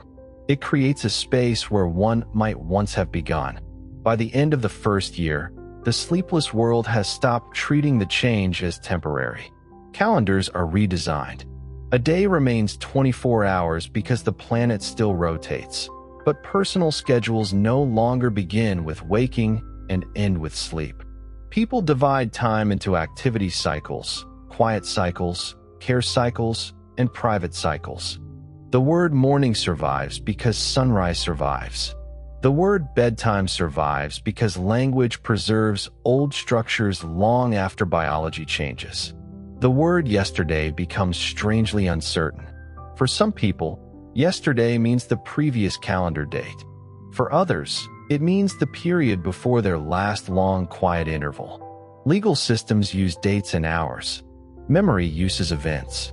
Without sleep separating one set of experiences from another, personal time becomes less orderly. Historians studying the first year collect diaries. Many writers describe a sensation of continuous present, especially during the early months. Days stop feeling like containers and begin feeling like labels placed on one unbroken stream. Society responds by creating endings deliberately. Schools hold closing rituals after each learning cycle. Workers hand over responsibilities formally rather than simply leaving when tired. Families mark the end of a shared period with meals, walks, music, or darkness. Religious communities adapt old evening prayers into boundaries for people who will remain conscious afterward. A day ends because people agree to let it end. This agreement becomes one of the most valuable institutions of the New World. Countries that protect it report lower rates of burnout, anxiety, and family conflict. Countries that celebrate continuous productivity see economic gains followed by social instability. Workers move when they can. Companies discover that permanent availability creates rapid turnover and poor decisions. The most competitive economies are not those that use every hour. They are those that coordinate different people across hours while allowing each person genuine absence. Factories run continuously with shorter teams. Hospitals maintain coverage through rotation. Scientific observatories never close, but no individual scientist must remain present forever. The world becomes better at continuity without demanding continuous individuals. Emergency response improves substantially. Wildfires, earthquakes, floods, and industrial accidents do not need to wait for rested crews. Volunteers and professionals can sustain operations through rotating roles without anyone losing performance to sleep deprivation. Medical teams perform complex work at any hour without circadian sleep pressure, though they still manage task fatigue and emotional strain. Long missions at sea, polar stations, submarines, and spacecraft become easier to staff. Space agencies redesign crew schedules. Astronauts no longer need sleeping compartments large enough for every person. They still need privacy, quiet, and physical recovery, but mission time becomes more flexible. A small crew can maintain observation continuously without one member waking another for an emergency. The absence of sleep does not solve isolation, radiation, limited supplies, muscle loss, or psychological conflict. It removes one constraint and exposes the others more clearly. A mission to Mars launches with 6 astronauts who never sleep. Public imagination expects them to work constantly. Instead, mission control schedules long periods of low-demand activity. The crew gardens, exercises, watches films, speaks privately with family, and spends time looking through a small window. One astronaut explains that continuous consciousness makes privacy more important, not less. There is no nightly disappearance into an inner world. A confined crew must create distance while remaining in the same vessel. Travel changes in a more complicated way than the first predictions suggest. Nobody becomes sleepy on a long flight, and passengers do not need to plan journeys around a night of rest. Pilots remain alert, although duty limits continue because monitoring, communication, and decision-making can still become mentally repetitive. Airports operate with similar traffic across the entire day instead of concentrating arrivals around former waking hours. Jet lag does not disappear completely. The unpleasant pressure to sleep at the wrong local time is gone, but circadian clocks still respond to light and darkness. A traveler may arrive fully conscious while digestion, temperature, hormones, and mood remain aligned with the place they left. Airlines offer timed light, meal, and activity plans instead of advice about when to sleep. International collaboration becomes easier because nobody must join a meeting while fighting unconsciousness. It also becomes more intrusive. A team spread across 6 time zones can find an hour when everyone is awake, which is now every hour. The reason not to schedule a meeting at 4 in the morning must come from agreement rather than biology. Sport follows the same pattern. Athletes no longer lose performance because of insufficient sleep before competition. Tournaments can be scheduled at unusual hours. Training camps gain more time for analysis, nutrition, and technique.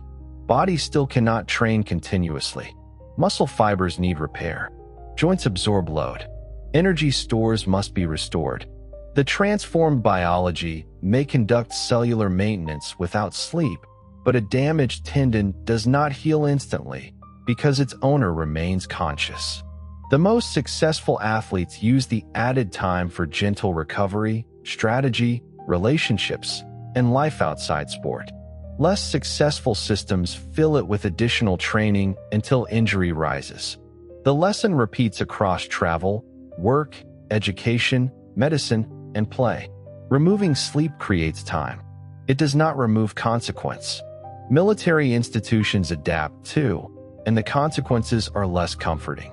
Armies can operate without sleep rotations. Surveillance becomes continuous. Pilots, drone operators, and commanders can remain alert through long operations. The old limitation of human fatigue no longer slows conflict in the same way. Strategists initially describe this as improved readiness. Human rights organizations describe it as the removal of a natural pause. Wars can continue through every hour without the decline in alertness that once forced units to rotate. Civilians receive less relief during night because night no longer reduces activity reliably. Cities that once experienced quieter periods remain exposed to continuous pressure. International law begins discussing protected dark hours in conflict zones, during which lighting, loud operations, and non-essential movement should be reduced to protect civilians. The idea sounds impossible. So did many previous attempts to limit warfare. Some forces comply. Others exploit the predictability. The proposal remains fragile, but it establishes a principle. Human beings may no longer sleep, yet populations still require pauses from organized violence. Diplomacy becomes continuous as well. Leaders can negotiate across time zones without asking one side to remain awake overnight. Crisis communication improves. So does the ability to apply pressure without interruption. Again, the technology offers no moral direction. The same alertness can maintain peace or prolong conflict. Politics changes closer to home. Legislatures add more sessions. Public hearings occur at multiple hours. Citizens who work during traditional daytime can participate at night. This broadens access in some places. In others, political staff work continuously and expect officials to do the same. News cycles accelerate. A statement released at 3 in the morning receives immediate response. There is no period when most of the audience is asleep and events can settle. The phrase overnight reaction loses meaning. Everything reacts now. Journalism creates voluntary slow windows. Certain publications issue one edition per 24 hours despite being capable of continuous updates. Readers subscribe because the boundary offers perspective. Other outlets update every minute and create permanent urgency. Attention becomes the scarce resource around which politics, business, and culture compete. Sleep once removed everyone from that competition for part of the day. Now withdrawal requires deliberate action. Governments respond differently. Democratic societies debate limits on notification design, advertising, and workplace contact. Authoritarian states treat continuous wakefulness as an opportunity for permanent propaganda and surveillance. Public screens never turn off. Mandatory civic programming fills hours once unavailable. Resistance movements organize quiet periods. People switch off devices, dim homes, and gather without broadcasting their location. Silence becomes political. The first International Sleeplessness Summit is held 18 months after the change. Delegates discuss labor, health, children, energy, light pollution, transportation, and human rights. The agreement that emerges is called the Continuity Charter. It recognizes several principles. No person may be compelled to work merely because sleep is unnecessary. Every person has a right to protected private time. Children have a right to unstructured, low-demand periods. Artificial light must be regulated to protect ecological night. Medical unconsciousness requires consent except in immediate emergencies. No institution may treat continuous wakefulness as continuous permission. The charter is not binding everywhere. It changes expectations. Environmental measures become especially important. Satellite images show the first sleepless year as a brighter planet. Urban light spreads along coasts, roads, and industrial zones. Energy consumption increases, though efficiency and renewable storage partly offset it.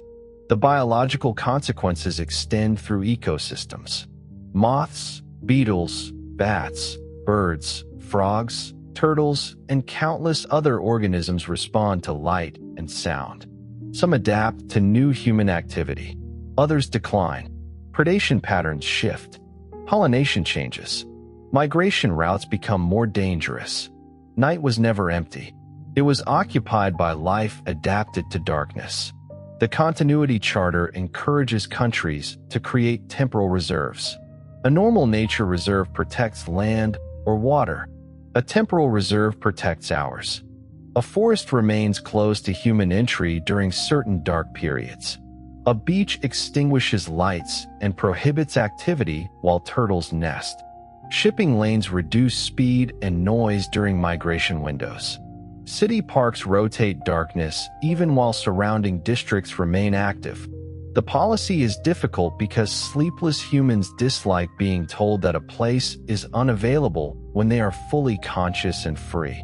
The answer is that freedom has always existed beside other lives. Elena serves on a scientific advisory group for the reserves. She spends nights recording the return of insects after lights are reduced. Within weeks, activity changes. Bats follow. Birds alter feeding. The recovery is not complete, but it is visible. Milo, now 6, accompanies her to a dark park. He remembers bedtime, but the sensation of falling asleep has already become vague. He understands darkness as an environmental condition, not an invitation to unconsciousness. He moves carefully because the path lights are low. He asks Elena why old humans close their eyes during the most interesting part of the day. She says their bodies required it. He asks whether she misses it. Elena considers the question. She misses the threshold more than the unconscious hours. The moment when thoughts lost their edges. The trust involved in letting awareness go. The sensation of waking and discovering that time had passed without being carried personally. Milo finds that idea disturbing. He asks whether sleeping felt like dying. Elena says no. It felt like expecting to return. That answer becomes part of a children's history program. People born after the change struggle to imagine voluntary daily unconsciousness. They compare it with anesthesia, fainting, and illness, none of which captures the ordinary safety sleep once possessed. Museums reconstruct bedrooms. Visitors lie beneath blankets while audio guides describe falling asleep. Some find the exhibit comforting. Others leave quickly. The generation that remembers sleep is still the majority. It begins fearing that the experience will vanish before anyone understands what has been lost. The Last Dreamers campaign for research into safe, voluntary sleep. Elena has resisted the idea. The body no longer needs it. Inducing complex unconscious states carries risk. Scientific resources could address disease, inequality, and the practical problems of the new world instead. Ruth asks her one question.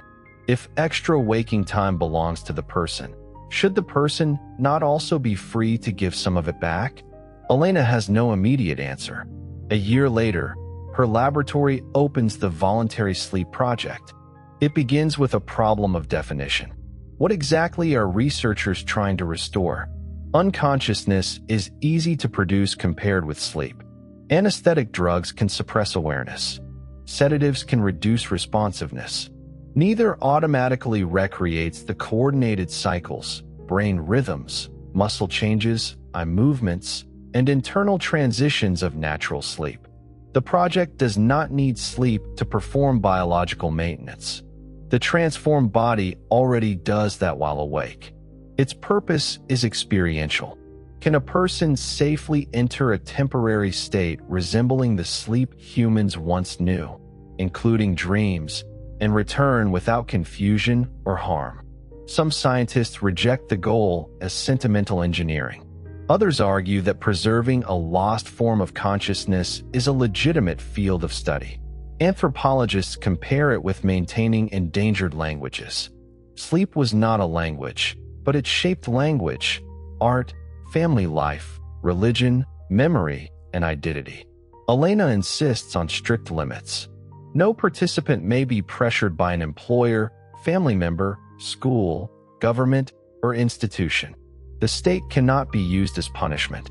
It cannot become a productivity tool that stores inconvenient people until they are needed. Trials begin only with adults who remember ordinary sleep and understand that the recreation may feel different. Ruth volunteers before recruitment opens. Elena refuses.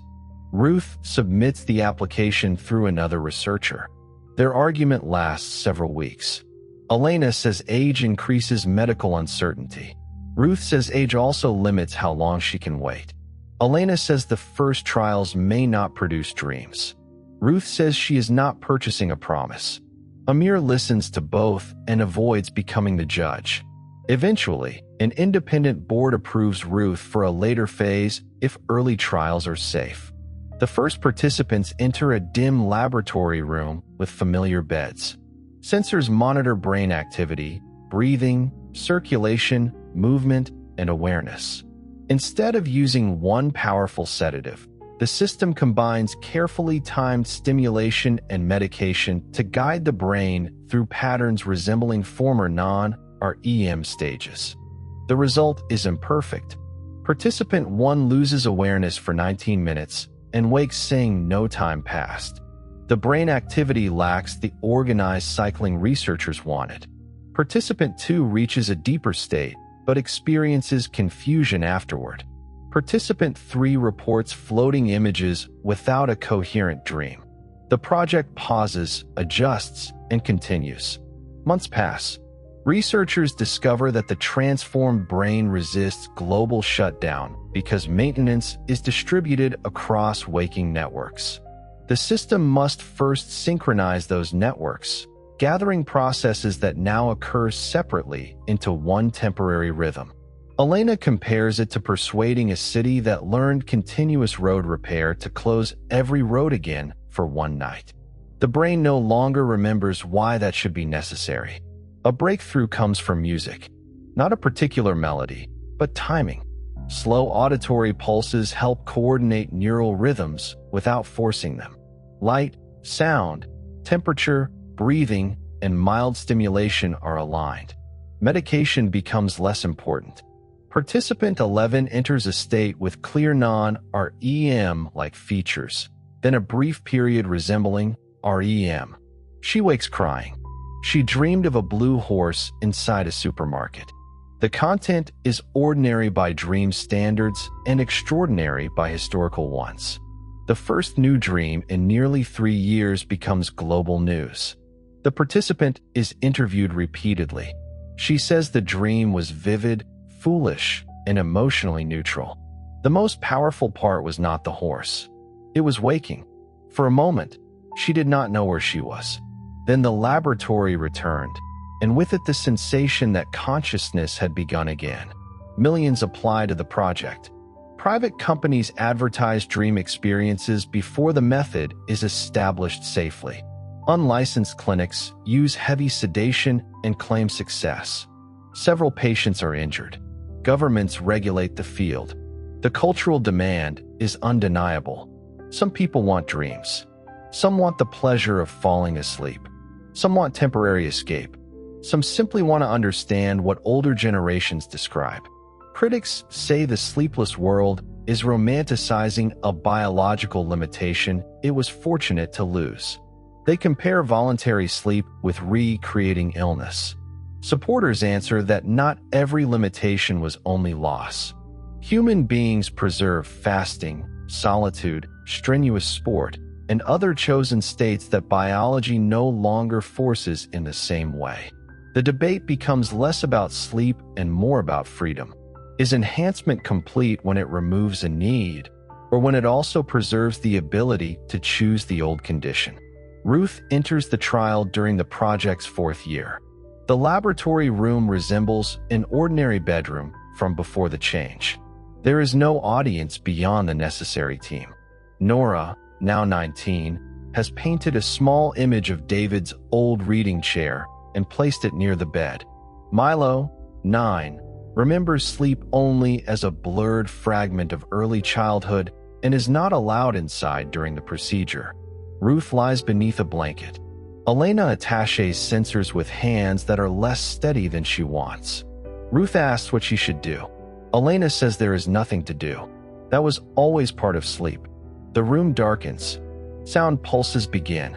Ruth's breathing slows. Her eyes remain closed. Brain networks that normally perform maintenance in rotating waking cycles begin moving together. Awareness fades gradually rather than disappearing under anesthesia. Elena watches the patterns change. The first stage is light and unstable. Ruth's hand moves. Her breathing deepens. The system adjusts. Then the signals organize. For 90 minutes, Ruth sleeps. The duration is deliberately short. Researchers do not yet know whether longer induced sleep offers anything beyond experience. Ruth passes through non-REM-like activity and a brief REM-like phase. Her eyes move beneath the lids. Elena thinks of every night Ruth once slept without anyone recording it. Thousands of ordinary descents into unconsciousness, treated as nothing remarkable because they were guaranteed. Now one small movement of the eyes fills a control room with silence. Ruth wakes slowly. She looks at Elena and asks how long it has been. 90 minutes, Elena says. Ruth smiles. She dreamed. Everyone waits for David. Ruth says she was walking through a train station. The signs were written in a language she could almost understand. Nora was a child. Milo was older than Elena. David was not there. For a moment, Ruth seems disappointed. Then she says that is exactly why it was a dream. Nobody ordered it. The experience does not restore her former life. It does not deliver a message from her husband. It gives her something smaller and more genuine, one uncontrollable journey through her own mind. After medical observation, Ruth returns home. Milo asks what sleep felt like. She says it felt like leaving a room without using the door. He asks whether she was frightened. She says only when she came back and realized how much she had missed it. Voluntary sleep never becomes universal. The procedure requires equipment, monitoring, and time. Most people try it once, if at all. Some dislike surrendering awareness. People born after the change often find the state disturbing. Others value it as recreation, therapy, ritual, or art. Dream retreats appear, but strict rules separate them from ordinary medical care. Insurance does not cover purely recreational sessions. Public programs provide access for research and certain psychological needs, preventing the experience from becoming only a luxury for the wealthy. The greatest controversy concerns children. Parents who remember sleep want to share it with children who do not. Pediatric specialists advise waiting until adulthood because a developing brain has never needed or experienced the state. Cultural inheritance does not justify unnecessary risk. Bedtime stories remain.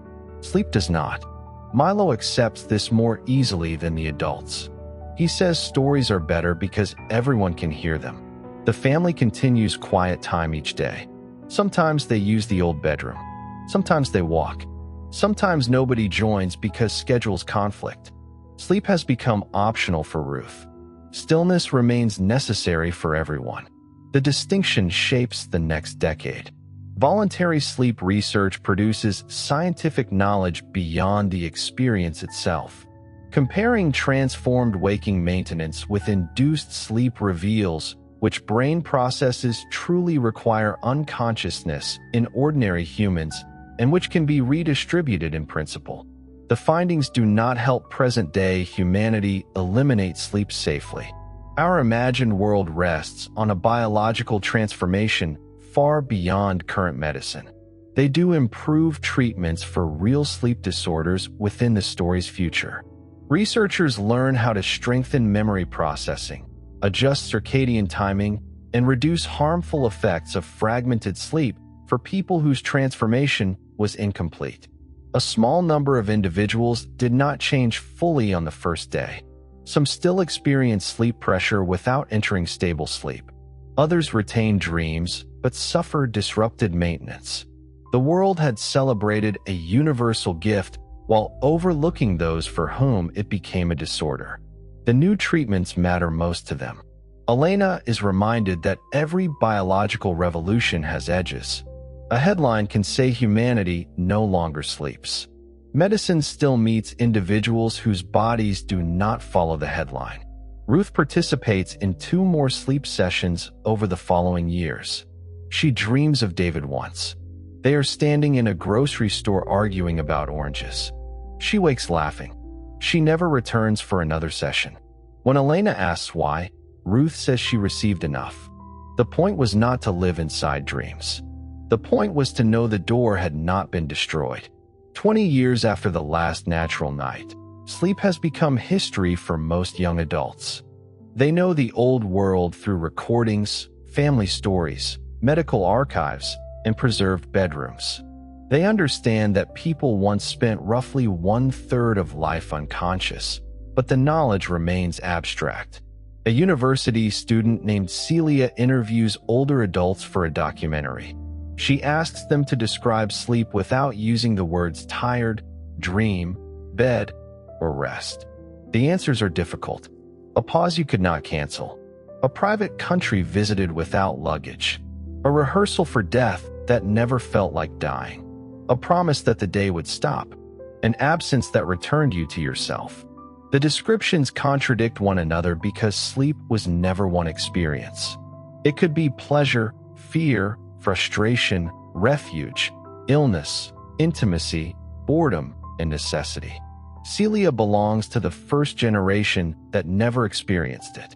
She has never awakened. She has only continued. Her generation has adapted better than the adults expected. Children raised with quiet cycles learn boundaries early. Schools teach attention management as a basic skill. Students know how to recognize drift, sensory overload, social depletion, and physical strain. They do not equate consciousness with capacity. The phrase "I need to stop" carries no shame. This was not automatic. It required law, education, and decades of mistakes. Some regions never made the transition well. In those places, long work periods remain normal, social inequality is severe, and quiet space belongs mainly to the wealthy. People possess more waking time, but less control over it. The difference between societies is measured increasingly through time sovereignty. How much of a person's consciousness can they direct for themselves? Income still matters. Health still matters. Gender, family structure, citizenship, and geography still shape opportunity. The disappearance of sleep does not erase older inequalities. It gives them another dimension. Wealthy people buy privacy, education, travel, and long periods without demands. Poorer people sell more hours. Governments respond with basic time policies in some countries. Every citizen receives access to public quiet rooms, care support, education cycles, and periods protected from work contact. The programs are treated as infrastructure, like parks or libraries. Critics call them subsidies for inactivity. Supporters say a society that can operate continuously must protect the people who make continuity possible. The most successful cities develop pulses rather than constant intensity. Commercial districts remain active, but their volume and light change across the day. Schools and public services repeat sessions. Transit runs continuously with quieter intervals. Parks close to humans during ecological dark periods. Neighborhoods choose different temporal characters. One district is lively before dawn. Another becomes nearly silent. People select homes partly according to preferred rhythm. The night does not return as one universal pause. It becomes a mosaic of pauses. Art changes in ways nobody predicted. Dreams remain a major subject for the generation that remembers them, but younger artists are more interested in continuous consciousness. They create works lasting several days, designed to be entered and left without a single official beginning or end. Theater companies perform stories in rotating cycles. A viewer may arrive at any hour and encounter a different phase. Musicians compose pieces aligned with circadian changes in temperature and mood. Museums host darkness sessions in which visitors experience visual deprivation without sleep. The most radical art is simple. A room contains one chair and no clock. Visitors may remain as long as they choose. Waiting becomes an artistic medium because time has become abundant and pressured at once. Literature changes less. Stories still require beginnings and endings. Readers still prefer chapters. A novel offers the boundaries biology no longer supplies. Bedtime stories survive as closing stories. Families tell them before quiet time, before a schedule changes, or before a child moves from one activity cycle to another. The purpose is no longer to cause sleep. It is to give experience a shape. Milo becomes a teacher. He is part of the first generation whose memories of natural sleep are faint enough to feel almost historical. As a child, he asked why plants kept time and why humans once had to close their eyes through the night. As an adult, he teaches biological rhythms and environmental science. His students find the former world fascinating. They ask whether everyone feared going unconscious. They ask how parents knew a sleeping baby was safe. They ask why people built whole rooms around beds. Milo answers from history, not memory. He tells them that people trusted sleep because it happened to everyone. Familiarity turned vulnerability into routine. He also teaches temporal ecology. Human schedules affect other species. Darkness, noise, traffic, and access must be managed as ecological resources. His class monitors a protected urban wetland during hours when human entry is prohibited. The students remain awake outside the boundary. The frogs do not know why. Nora becomes an artist whose work uses archived dreams. Her early exhibition in the mattress showroom becomes famous enough that she spends years trying to escape it. She does not want to be known only as the person who illustrates a vanished experience. Her later work focuses on absence. She paints people in rooms after someone has left. She records pauses in conversations. She creates a series of empty beds belonging to families who remove them after the change. Critics continue calling the work dreamlike. The word survives as an adjective after the experience becomes rare. Amir spends the later part of his career defending time laws. Companies repeatedly invent new ways to argue that protected absence is inefficient. Algorithms predict when workers are most likely to accept tasks. Platforms divide labor into minutes scattered across the entire day, making it difficult to identify where work ends. The legal principle remains the same. A person is not a continuous resource. Amir retires, though retirement is harder to define in a world without sleeping and waking schedules. He continues taking selected cases, gardening, and spending long quiet periods with Elena. They maintain synchrony even when nothing forces it. That becomes the deepest change in their marriage. Before, the body brought them to bed. Now they choose to stop together. Elena's scientific career follows the first sleepless generation into adulthood. The transformed maintenance systems remain healthy. Memory works. Immune responses remain stable. Children grow. Aging continues. The world has confirmed that the premise is biologically safe. It has not found a simple explanation for why the change happened. The event remains the largest unsolved biological transformation in human history. Some researchers propose a global environmental trigger. Others search genetics, pathogens, electromagnetic events, and unknown regulatory changes. None explains the simultaneous shift adequately. for the thought experiment, cause matters less than consequence. In reality, no natural event known to science could neatly remove sleep need from every human while preserving every essential function. The world remains imaginary. Inside it, the absence of an explanation becomes part of culture. The first morning is commemorated each year. Some communities celebrate the gift of time. Others hold a dark hour in memory of sleep and the ecological night that was nearly lost. Ruth dies 27 years after the change. She remains conscious through much of her final illness. Pain is controlled. Family members rotate beside her. She chooses medically assisted sleep for her final hours, not because her body needs maintenance, but because she wants to leave awareness gradually. Elena asks whether she expects to dream. Ruth says expectation would spoil it. The induced state begins. She does not wake. The family holds a ceremony during the quietest hour of the city's cycle. Nora reads one of Ruth's dream descriptions. Milo speaks about her chair by the window. Amir says that Ruth helped establish the right to give time back. Elena says nothing publicly. Later, she sits in Ruth's chair. The city outside continues. She understands more clearly than ever that sleep once allowed people to practice absence while remaining part of life. Its disappearance made presence longer. It did not make presence easier. Grief in the sleepless world has no automatic interruption. Elena continues feeling it through every hour. She uses quiet time, family, work, walking, and memory. Once, years later, she enters voluntary sleep and dreams of a train station. Ruth is not there. Elena wakes grateful anyway.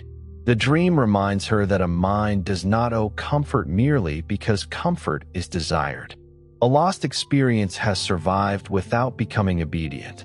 On the 30th anniversary of the first morning, Elena is sitting beside the same kitchen window where she waited through the first sleepless night. The apartment is quieter now. Amir is in the next room, reading slowly. Nora has come home for the anniversary of the first morning. Milo is visiting with two of his students, who are preparing an oral history project. The city outside remains active, but the district follows a dark interval. Streetlights are low. Delivery vehicles use silent routes. Most windows are dim by agreement rather than necessity. The old mattress store across the street became a dream museum, then a library, then apartments. One illuminated bed remains in the entrance as a historical object. Elena can see it from her chair. She is 83. Her body has aged through more conscious hours than any earlier generation would have experienced within the same number of years. She does not feel 2 lives old. Memory does not measure time by arithmetic. Some decades remain vivid. Others have compressed into a few images. The first sunrise. Milo asking whether night still existed. Ruth waking from the train station dream. Nora's paintings above empty beds. Amir arguing that a person is not a continuous resource. The memories are separated not by sleep, but by quiet periods, journeys, meals, losses, changes of home, and the deliberate endings the family learned to create. Milo's students ask Elena what she misses most. She has answered the question many times in interviews. Tonight, she gives them a different answer. She misses not knowing exactly when consciousness ended. Voluntary sleep is now safe enough for healthy adults under supervision, but Elena has used it rarely. A chosen appointment does not recreate the casual trust of lying down every night and assuming that awareness will return. The students ask whether the old world appreciated sleep. Elena laughs. Some did. Many complained about it. People postponed it, interrupted it, treated it as weakness, and wished they could function on less. Others protected it carefully or longed for sleep they could not reach. Ordinary gifts rarely feel extraordinary while they remain unavoidable. One student asks whether humanity became happier after the change. Elena says no global answer exists. People gained time. Some used it beautifully. Some lost more of it to work. Some felt liberated from insomnia and exhaustion. Some grieved dreams and endings. Some countries built strong protections. Others built economies that consumed consciousness almost without pause. Happiness remained uneven because human life remained human life. The change solved one biological need. It did not solve loneliness, injustice, illness, fear, or the difficulty of deciding what matters. Another student asks whether Elena would reverse the change if she could. The room becomes still. Milo has never asked her this directly. Elena looks toward the city. An electric tram passes through the dark interval with its interior lights lowered. Beyond the roofs, the sky holds a thin moon. She thinks of patients freed from apnea and insomnia. Parents no longer destroyed by sleepless nights. Drivers who never nod off. Rescuers who can continue safely. All the learning, conversation, and presence made possible by added years of waking life. She also thinks of the first bright nights, the damaged ecosystems, the long shifts, Ruth's grief, and the struggle to prove that wakefulness did not make every hour available to others. She says she would not reverse it for everyone. She would preserve the choice more carefully from the beginning. The answer satisfies nobody completely. That is how Elena knows it is honest. The students leave after midnight. Nora walks them to the station. Milo remains near the window. Amir closes his book. The family begins quiet time. They have practiced it for 3 decades. No law requires it. No medical need enforces it. Some days they shorten it. Some days they forget. Tonight, they turn off the remaining screens and lower the lights. For a while, nobody speaks. Elena notices the sensations that still resemble the edge of sleep. Muscles releasing, breathing slowing, thoughts becoming less orderly. The transformed brain will not carry her into unconsciousness, but the body still understands calm. Outside, the sleepless city continues. Somewhere, surgeons are working. A train is crossing the country. A child is hearing a closing story. A worker is ending a shift protected by laws written decades earlier. A forest is entering its reserved darkness. A woman in a dream clinic is seeing something impossible and unplanned. Millions of people are learning, cooking, talking, repairing, traveling, arguing, creating, caring, and doing nothing at all. The world has received the additional hours. It has not finished deciding how to use them. Milo asks Elena whether she thinks sleep will eventually disappear from culture completely. She says no. The biological need vanished in a morning. The meaning will fade more slowly. Sleep remains inside language. A plan can sleep until it is ready. A city can be sleepy. A person can dream of a better future. Someone can lie awake with a problem, even if awake is now the only ordinary state. Words carry old bodies inside them. The next generations may forget the physical experience, but they will inherit metaphors shaped by it. Milo says his students already use dream to mean an ambition, even though most have never dreamed naturally. Elena likes that. A dream became something a person hopes to make real long before dreams themselves disappeared. Perhaps the word was prepared to survive. After quiet time, Nora returns. The family shares food. There is no breakfast, lunch, or dinner in the strict old sense. It is simply the meal they eat together during this part of their cycle. They speak about Ruth. Nora remembers the grocery store dream with the oranges. Milo remembers being told that sleep felt like leaving a room without using the door. Amir remembers Ruth's argument that people should be free to give time back. Elena remembers her mother's breathing inside the laboratory. The memory is peaceful now. Grief did not require sleep to change. It required time, attention, love, and repeated contact with absence. The sleepless world eventually learned that no single biological state owns healing. Sleep helped ordinary humans process emotion. So did conversation. So did memory. So did the simple fact that a painful experience could be carried differently after enough life had gathered around it. This does not make sleep unimportant. It makes the human capacity for adaptation larger than one mechanism. Before dawn, Elena steps onto the balcony. The air is cool. The plants have folded some leaves according to their internal clocks. A moth moves near one carefully shielded lamp. The city has learned enough to leave much of the sky dark. The horizon begins changing almost invisibly. Elena has watched thousands of sunrises since the first morning. Their number never makes this one automatic. Light spreads slowly above the buildings. Birds begin calling according to rhythms older than the transformed human world. For them, sleep still exists. Cats curl in windows. Dogs dream, paws moving slightly. Birds enter brief rest between flights. Insects become still. The rest of animal life continues carrying the ancient cycle humanity left behind. Humans have become the exception. This fact does not make them superior. It makes their responsibility unusual. They can remain active when other lives need darkness. They can choose to disturb or protect. They can fill every hour or allow some hours to remain spacious. The value of continuous consciousness lies partly in the ability to decide not to dominate continuously. Elena watches the sun clear the buildings. What, then, would actually happen if humans never needed to sleep again? The immediate answer would be wonder.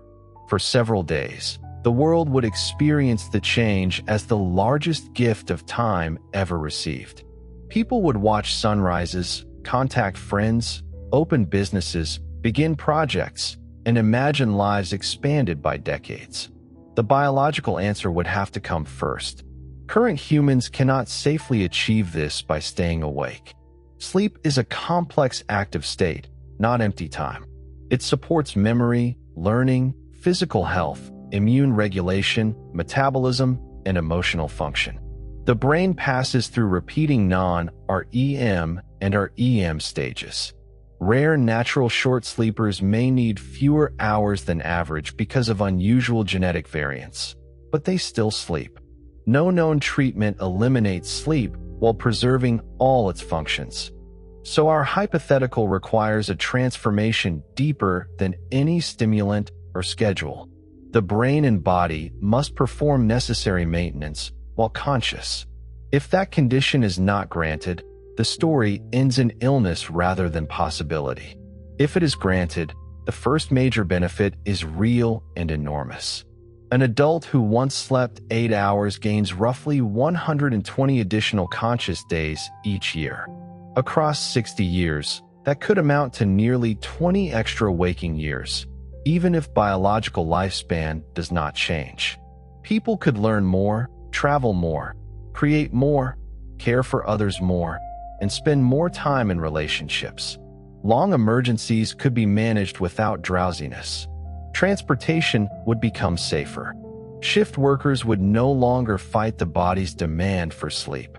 Insomnia and many sleep-related disorders would lose their power. Parents would never lose awareness to exhaustion from fragmented sleep. Astronauts, doctors, rescuers, sailors, and explorers would gain flexibility. These are not minor advantages. Yet the extra time would not arrive as pure personal freedom. Time exists inside economies, families, laws, and expectations. Employers would try to purchase it. Schools would try to fill it. Platforms would try to capture it.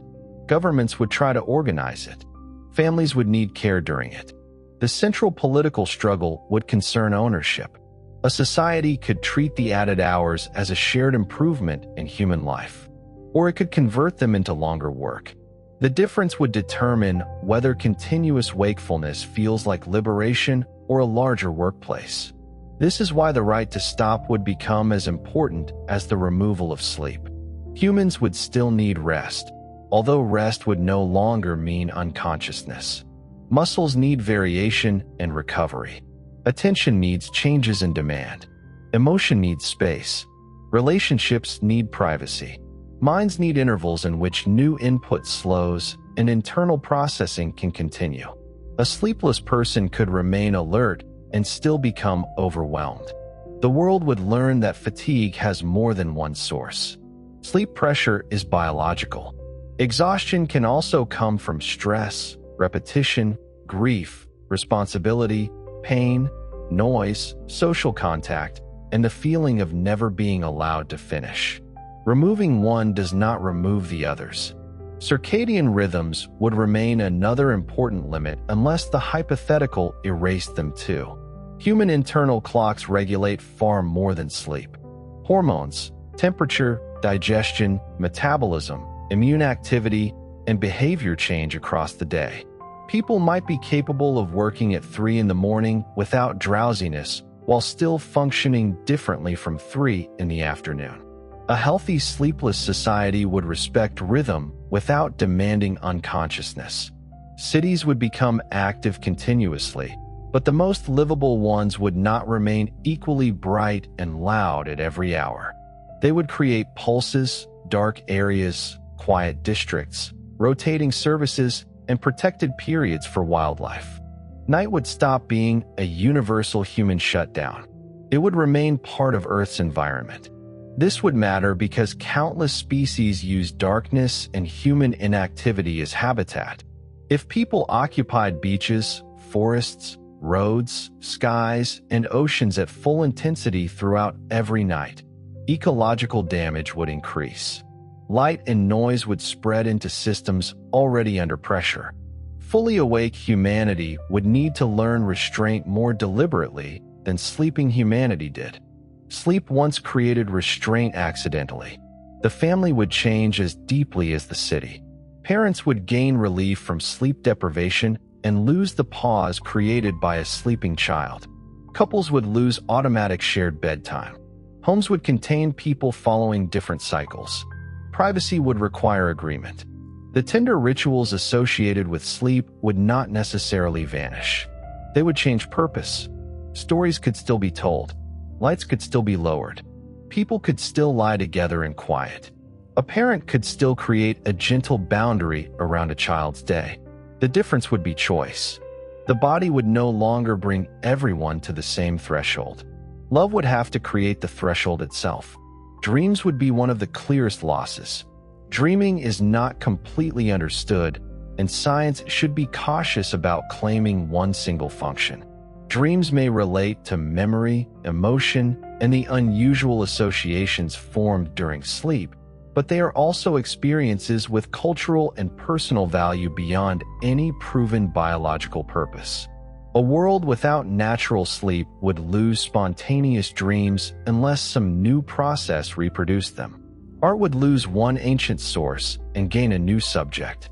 People might develop induced dream states, immersive simulations, or meditative practices. None would perfectly replace the uncontrolled experience of a mind creating a world without conscious planning. Some people would not care. Others would grieve. Humanity would disagree about whether a lost vulnerability had been a burden or a gift. That disagreement would be reasonable. Sleep is not experienced positively by everyone. Insomnia, nightmares, apnea, pain, trauma, and difficult working conditions can make it a source of fear and frustration. Romanticizing sleep would ignore people for whom it has never been easy. Eliminating the need could be profoundly compassionate. At the same time, treating sleep only as wasted time would ignore its comfort, intimacy, and role as a boundary. The honest answer contains both.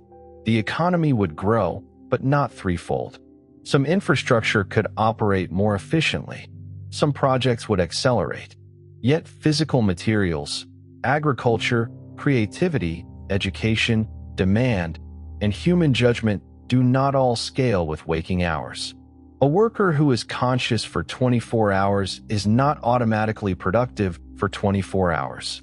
More time increases possibility. It does not eliminate diminishing returns. Education might benefit greatly if societies use extra hours for exploration, practice, and access. It could become harmful if children are placed under continuous instruction. Development requires play, autonomy, and low-demand time, even in a body that never sleeps. The same applies to adults. A second degree can enrich a life. The expectation that everyone must earn one can diminish it. Medicine would gain alert staff and continuous patience. Doctors would no longer make errors for the particular reason that sleep pressure had degraded attention, but long tasks, stress, and emotional burden would remain. Illness would still require relief. Pain would still make consciousness difficult.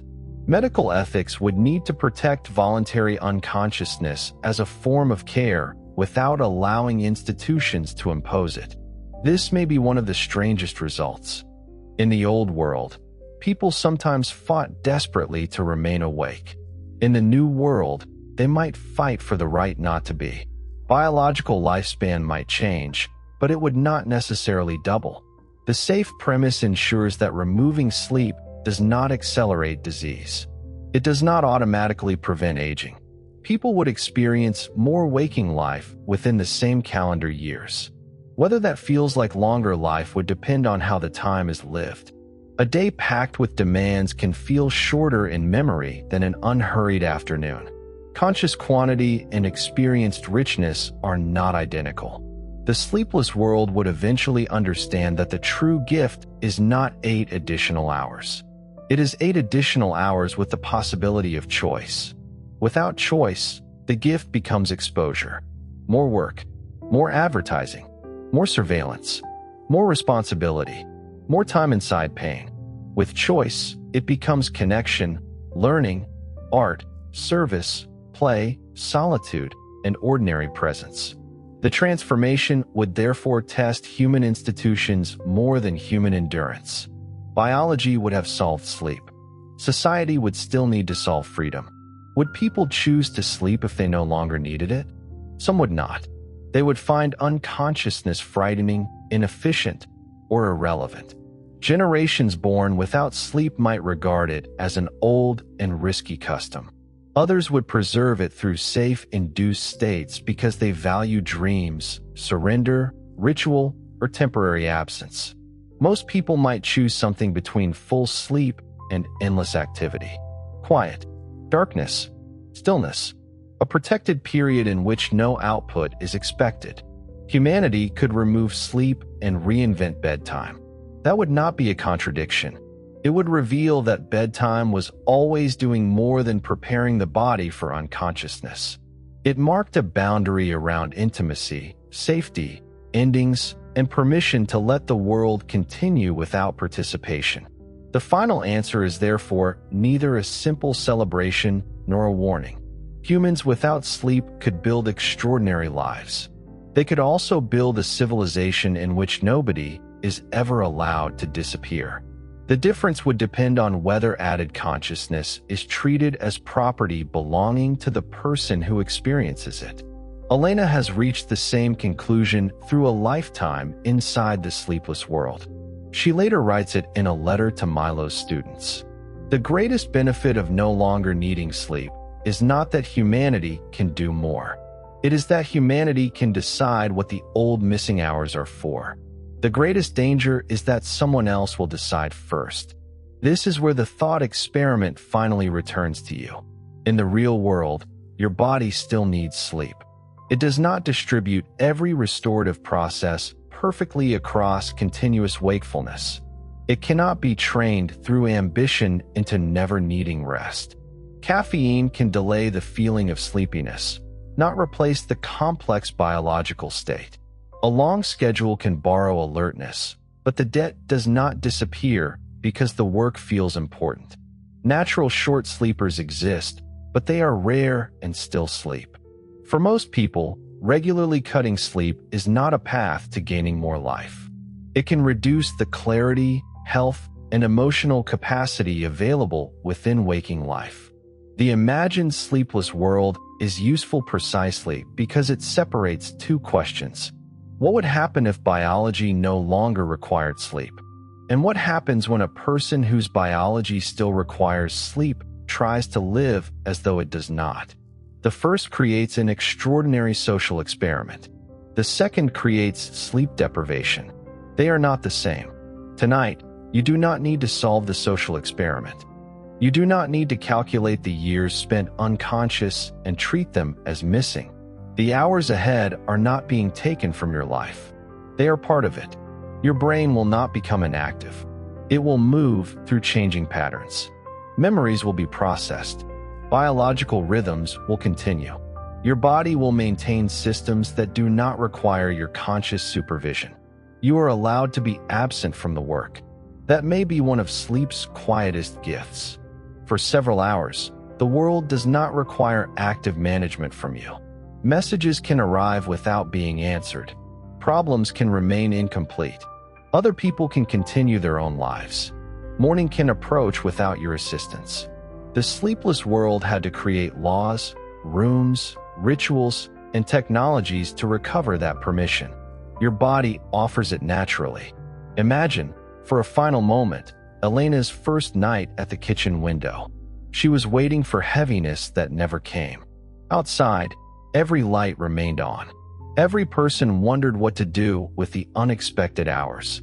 Now let that imagined city become distant. The balconies empty. The traffic softens. The mattress store lights disappear. The bright windows darken one by one.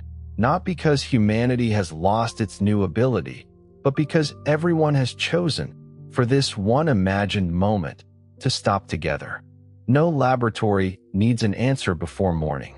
No company owns the hours. No schedule needs filling. The city is awake and quiet at the same time. Above it, the night belongs again to the sky. You do not live in that city. You do not need to stay awake with it. Your eyelids can become heavier without being resisted.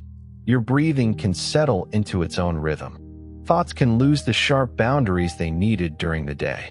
Nothing important is being wasted. You are not leaving your life.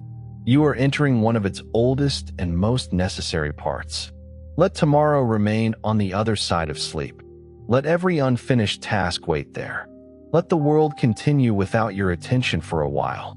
And unlike the people in our imagined future, you do not need a laboratory, a law, or a carefully designed ritual to give consciousness back. You only need to stop holding it so tightly. So allow the final question to fade. Allow the sleepless world to keep its endless hours. And allow yourself the quieter gift it lost. Sleep well.